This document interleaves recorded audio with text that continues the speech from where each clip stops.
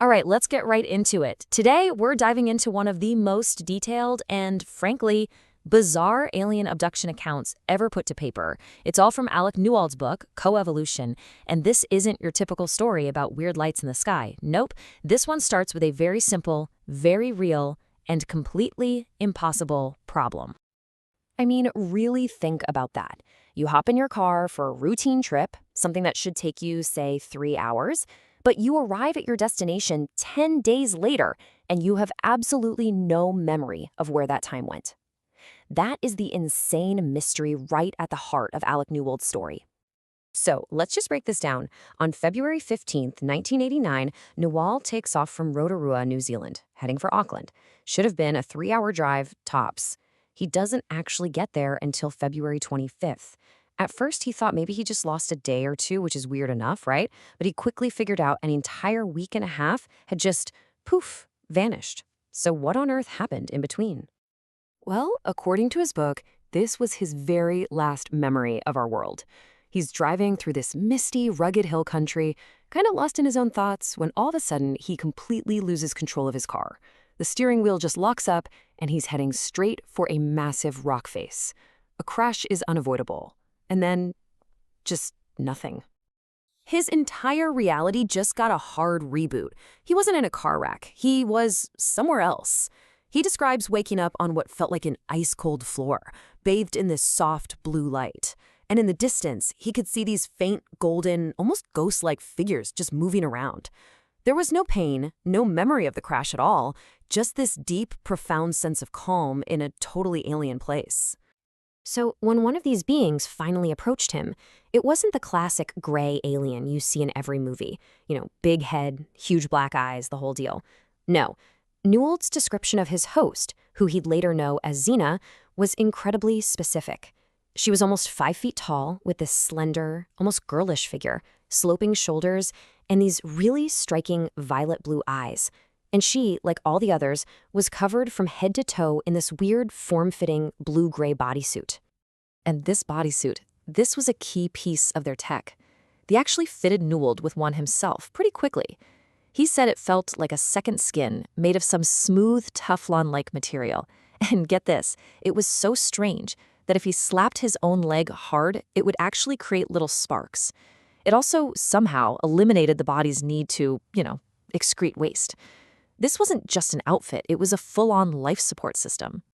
Which brings us right back to that central mystery. As Newald's mind is just racing, trying to make sense of any of this, the first real question that forms in his head is, when can I go home? And Zeena, communicating directly into his mind, telepathically, she answers the thought he hadn't even spoken out loud. Her answer? In approximately 10 of your Earth days. And there it was. The missing time was finally explained. He wasn't missing on Earth, he was gone from Earth. But this whole thing wasn't just about his missing time. Oh no. He was about to get a crash course in the secret history of our planet and our entire species, a version you definitely won't find in any textbook. Zeena just drops this barrage of cosmic truth bombs on him.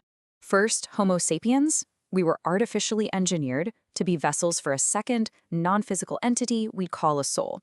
Then she tells him there's this dark force, a living entity that literally feeds on fear, and that it is teamed up with powerful human leaders, the Dark Overlords, who basically farm fear to keep their power.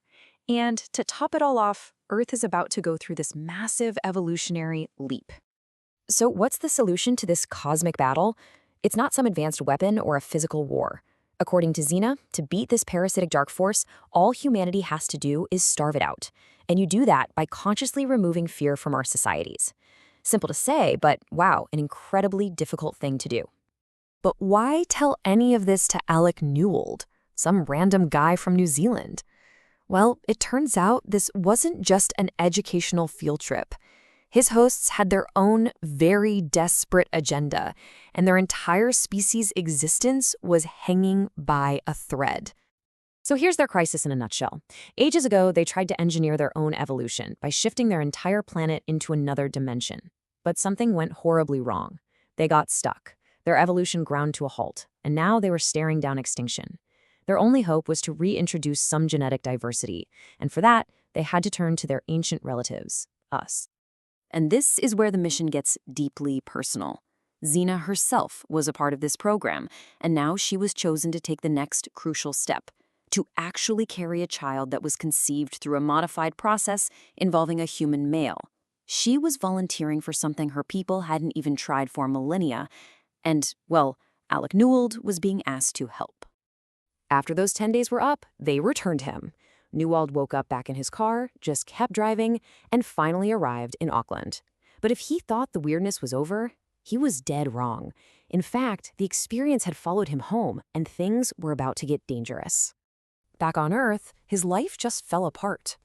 These guys claiming to be government scientists showed up to grill him about his car's electronics, which were now all scrambled.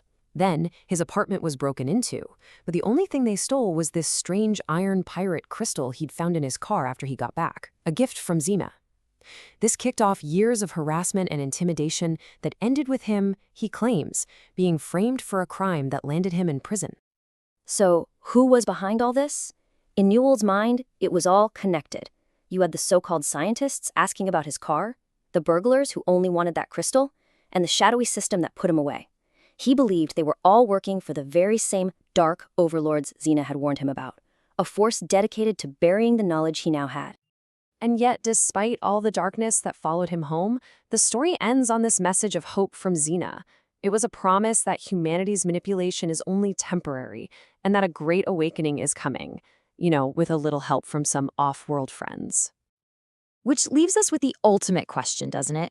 Alec Newald's story is packed with these incredible, almost unbelievable details, from alien biology to cosmic politics. So, is it all the product of an incredibly creative mind?